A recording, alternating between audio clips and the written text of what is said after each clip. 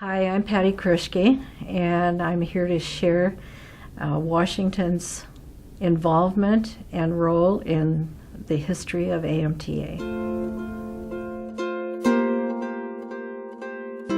My first convention was in Portland in 1971, and I have attended more than 40 national conventions and conferences since then. So having grown up with both of my parents being massage therapists who were active in AMTA, I have memories from even before I was a member myself. From the time I was about 9 years old, I've been exposed to massage and to the AMTA. My mother was Ruth Williams, who became a massage therapist in 1947. She took her original training from Irma Rothgeb from Winthrop, Washington, through the John Granger School of Myopathy. And Irma was one of the charter members of AAMM, which was the forerunner of AMTA. And my mother immediately joined the American Association of Masseurs and Masseuses and became active. My father, Jess Williams, took his massage training through the College of Swedish Massage in Chicago, Illinois in 1953 and became an active member of AAMM. So when I joined in 1971, I had no choice but to jump in with both feet and get involved. Even though the name of the organization didn't change until 1958, in 1958, it changed to AMTA, which stood for American Massage and Therapy Association. And then it changed again in 1983 to AMTA, American Massage Therapy Association. So mostly I'll be referring to it as AMTA. The AMTA emblem also changed twice from AAMM, and in 1958 changed to AM and TA. This is the AAMM emblem. This is the banner from the Masseur, which was the first publication of AAMM. And this was a membership brochure to attract people to join AAMM. And then it changed, the logo changed to the American Massage and Therapy Association, so it had the little ampersand. And in 1983, it changed to its present form. Now this was a massage journal. It was about a 6x8 sized publication. And so you can see in January of 1984, it still had the ampersand, and in April, their next publication, they had taken it out. So even though they voted to change it in 1983, it didn't actually come to fruition until 1984. The emblem, as we know it now, was designed by Charles W. Brooks of Decatur, Illinois, in response to a request on the part of membership for one that embodied the heart and hands as they combine in the activities of the AMTA, but also in the life of the individual massage therapist. So the white of the emblem represents the purity of our hearts, our ideals, and our aims. The hands uphold the torch of wisdom and understanding. The flame indicates the burning desire to be of service to others, and the shield is a sign of strength and integrity as the AMTA moves forward, a perpetual force for greater victory in achieving our goals. May our association emblem be a constant reminder of our high calling, and may we always wear it with pride and honor. Someone came up with the idea to modernize our emblem. They thought it was too old-fashioned looking, so in the late 90s, or in the early 90s, I should say, somebody came up with the idea to modernize it, and so they spent a great deal of money on a committee, and they came up with a squiggle that was soundly rejected by the by the House of Delegates, and so that never happened. And so I'm happy to note that we're still using our emblem. And as a matter of fact, when I see the banner here that's depicting Washington chapter, when we used to go to convention, each chapter would bring a banner representing their state, and they would hang it around the walls of the convention. And sometimes we had a contest to see whose was the most attractive and so forth. My mother was a very good storyteller, and she always came home from conventions and meetings and related what happened in such a way that you felt like you'd been there. So some of those stories and memories include a wedding held at a Washington State meeting in 1948, uniting Milton and Carol Needfelt, and it was officiated by the national president of AMTA, who was a retired minister. And I remember being gathered around the radio in 1952. The radio, we didn't have TV. Well, Mom was at a convention in Chicago, and so they were at Don McNeil's Breakfast Club as a group, and Don spent about 15 minutes extolling the virtues of massage and AMTA. And that was broadcast all over the United States. I remember her coming home talking about the death of Jenny Cotner that happened at a meeting in Spokane, and that was seen as a great loss to AMTA because she had the first school in the state, and she had a school in Portland, but then opened the first school in 1957 in Spokane. So Washington chapter was the first chapter to have a newsletter. I remember the whole family getting involved with putting out that little newspaper, the Washington Massage News, and even as little kids we were pressed into service to mimeograph them, and I mean mimeograph, not and collating them, putting them together, folding them, stamping them, mailing them. And so the whole family got involved with that. And I also remember family vacations, which very often included either a state convention, a national convention, or at the very least a visit to an AMTA member's home. And I'd like to share with you what my parents' relationship was with other massage therapists. They traveled, and when they did, they looked up massage therapists in towns they were passing through and stopped to get acquainted, especially any AMTA members that they might come across. In the early days, we had many massage therapists stop by to visit us. People approached my mother about opening a school or teaching them how to do massage. So she opened the school with 4 students around her kitchen table. And so the first graduating class happened in 1968, and from there it just grew.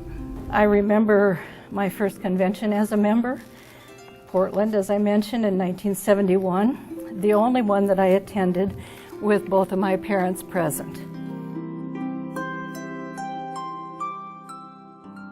The idea of a national organization came about because of a letter that was written to Dr. Esther Swanson, and that was a letter that was written by a Washington massage practitioner. Well, his name was Milton Needfelt, and he was from Seattle. And apparently he was just an idea man. He was a massage therapist, and he got this idea to present the idea to the dean of the Chicago School of Massage in Chicago. On August 16, 1943, the postgraduate class of the College of Swedish Massage in Chicago, while in session for a question and answer period, was presented with the idea of forming an association of masseurs and masseuses. 29 of those people that were in that class of 41 signed the pledge paid their 50 cents dues and became members. And 4 of those charter members were Washingtonians. They were Clark Cottrell of Aberdeen, Ermal Rothgieb of Winthrop, who was my mother's teacher, Pearl Lewis and Ira Lewis of Colfax, Washington. In looking back at the history of AMTA, it would be appropriate to acknowledge the part that the Washington chapter and its members played in those beginnings. The roots of AMTA were planted deep in Washington state. Washington was the first state to form a chapter of AMTA. An organization called the Seattle Association of Masseurs and Masseuses was formed in 1943. In 1946, a name change made it the Washington Massage Operators, and on July 26, 1947, they voted to disband in favor of joining with the American Association of Masseurs and Masseuses. Washington had a chapter of Washington Massage Operators, and they called them operators. And as a matter of fact, our first law was the law regulating massage operators. The meeting of the Washington Massage Operators was adjourned forever, and the convention of the Washington State chapter of the AMTA was immediately opened and officers were elected. Did you know that until at least 1988, that nationally, the national classification of occupations, we were classified as rubbers?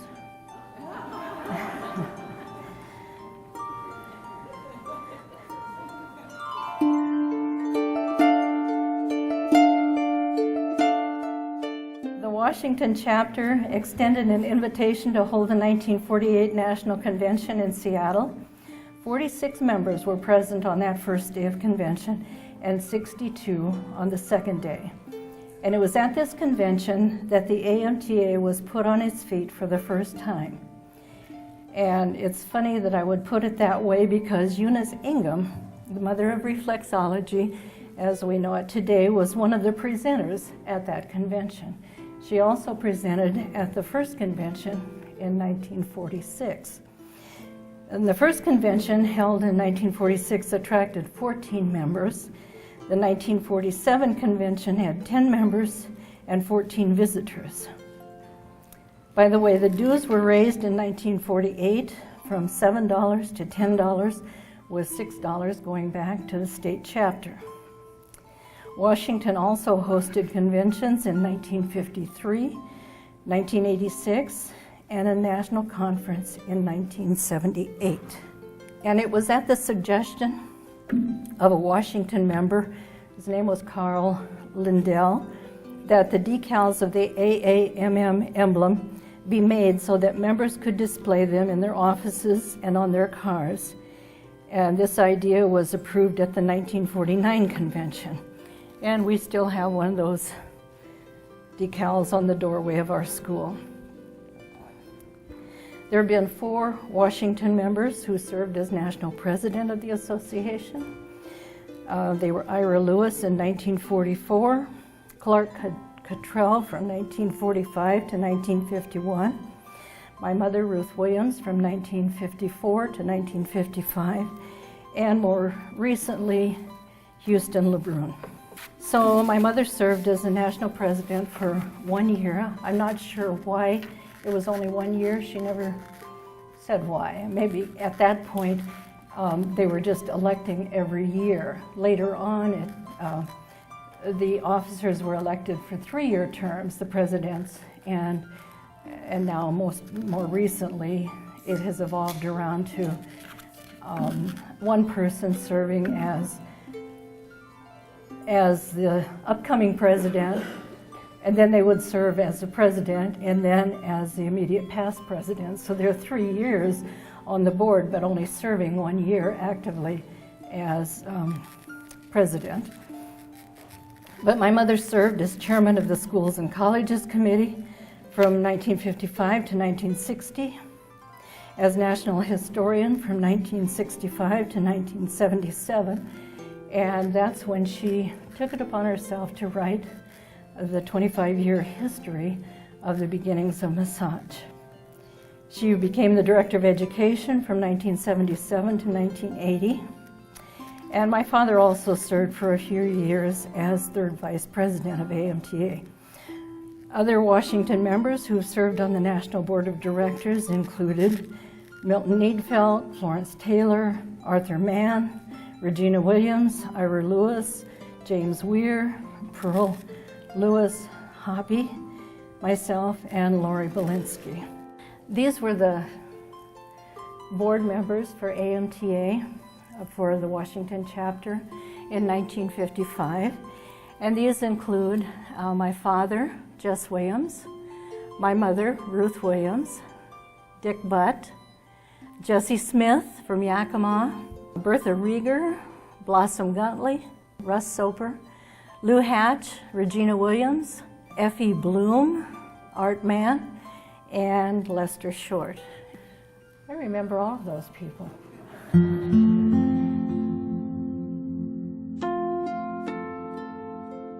This is a picture of the 6th annual convention in 1951 that was held in Kansas City, Missouri.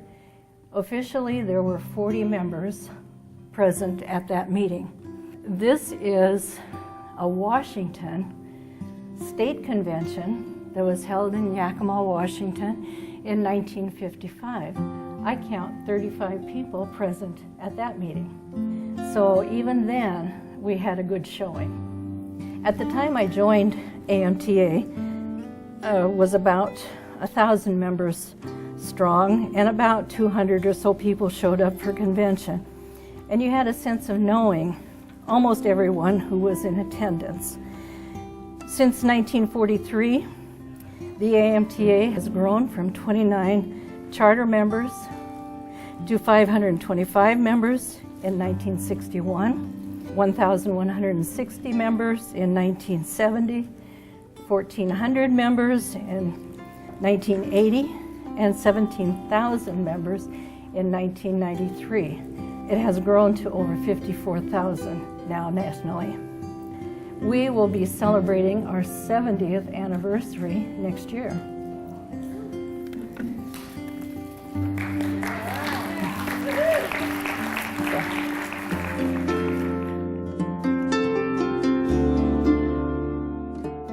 A little known piece of history from the late 1940s involves an effort by Milton Needfelt to initiate a National Board of Examiners for masseurs and masseuses.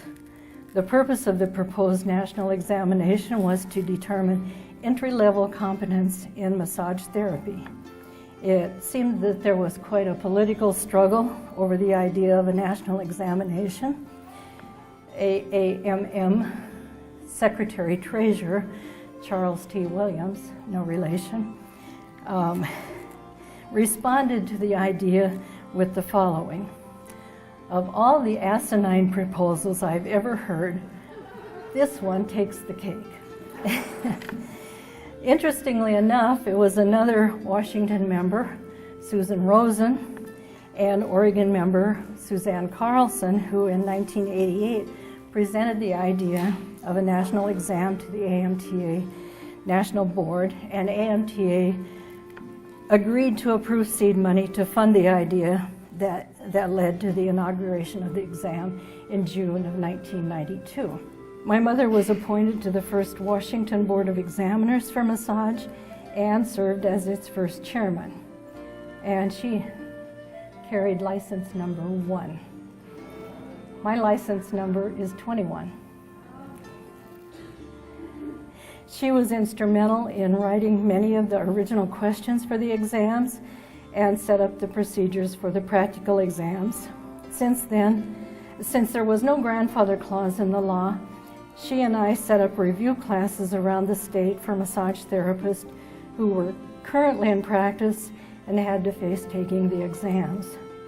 I was the front person, since it would appear to be a conflict of interest if she taught the classes. So she told me what to cover, and I covered them. But there was a real concern for folks, those folks who'd been practicing massage for many years and probably hadn't cracked a textbook in years. So those classes were sponsored by AMTA, held in the spirit of helping our fellow massage therapists, and there was no charge for them. The AMTA approached the legislature ever since 1951 about getting a law passed, and it didn't, it failed every year until 1975, and they didn't expect it to pass, but somebody tacked it on to a bill that was expected to pass, and they sneaked it through. It was the last session, the last midnight of the last day of the session, and it got tacked on to another bill, and it passed. So we finally got our law in 1975. Up until the mid-50s, physical therapy and massage therapy were essentially the same profession. And then physical therapy became regulated as a separate profession and placed under the direction of medical doctors.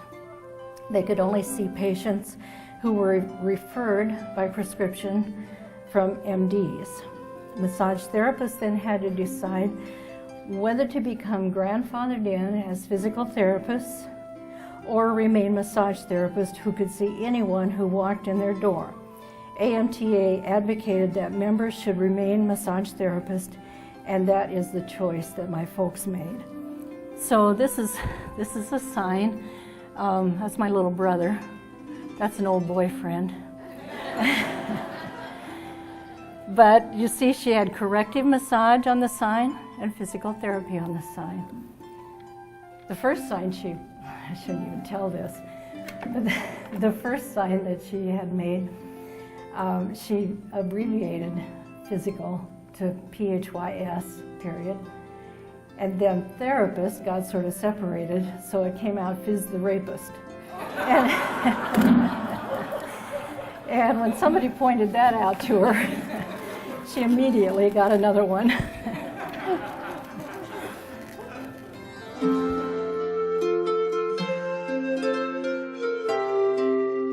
So a mention should be made about the contribution that Milton Needfelt and Ruth Williams made in preserving the history of the association.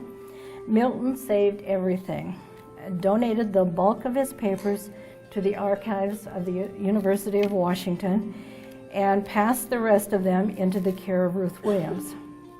In 1968, Ruth authored History in the Making, a 25-year history of AMTA. And on her death in 1990, AMTA decided to reprint that little booklet, and I don't know if it's still available through the National AMTA or not, but so many years later she donated the papers left in her care to AMTA, which was the beginnings of AMTA archives. And I remember typing up this history on a manual typewriter.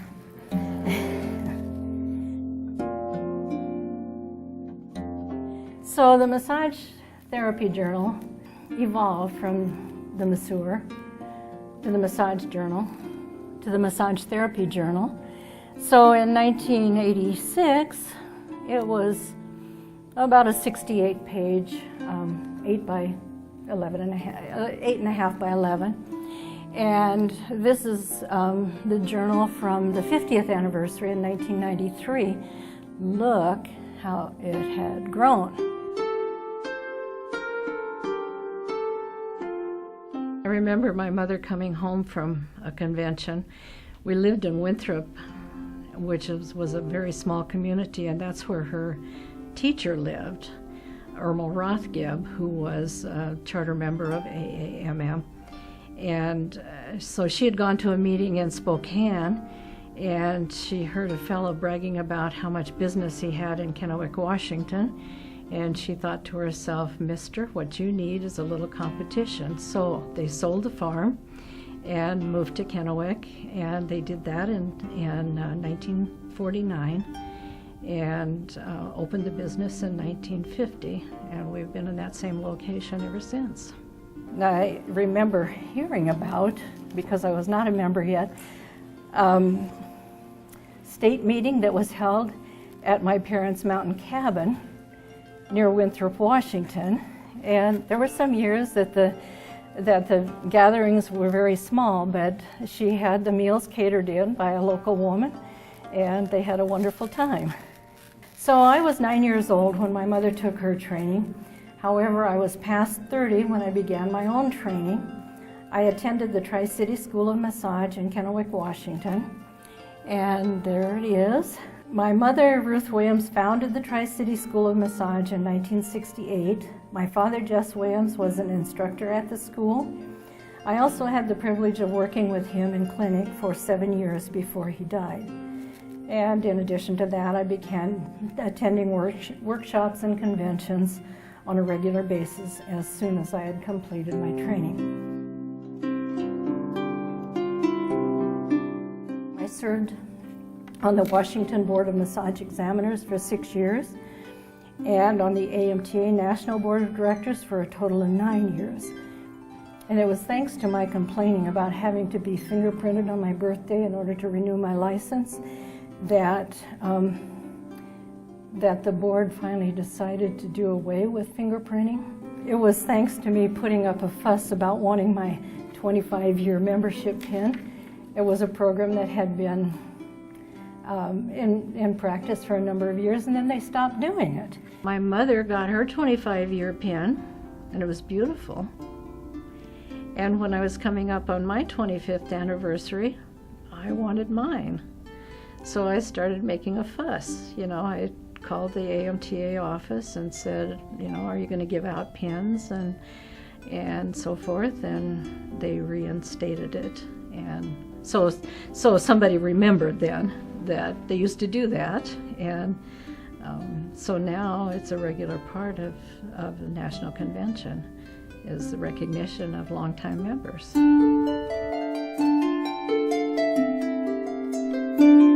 As far as my own involvement in teaching, I became the primary instructor at the Tri-City School of Massage in 1984. By that time, I felt I had enough experience doing massage and experience in serving on the AMTA Board of Directors and the Massage Examining Board for Washington that perhaps I had something to offer a student. So I've been teaching for 28 years at this point in my life.